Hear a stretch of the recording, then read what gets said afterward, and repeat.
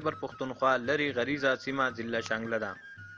ضلع شانګله د ښایست په دنیا کې ځان لا یو خپل نوم او مقام لري.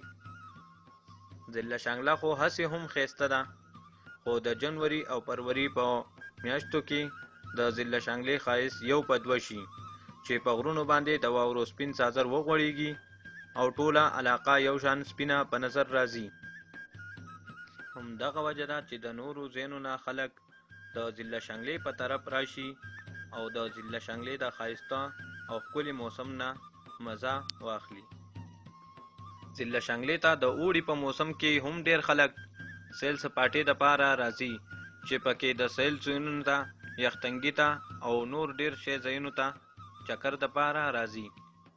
خو د ژمي په موسم کې د دې چکر مزه څه نوره وي، ولې چې ټول وطن یو شان سپین په نظر راځي او هر سړی هم دغه مزو او خوندونو دپاره د لرې لرې ځایونو نه راځي.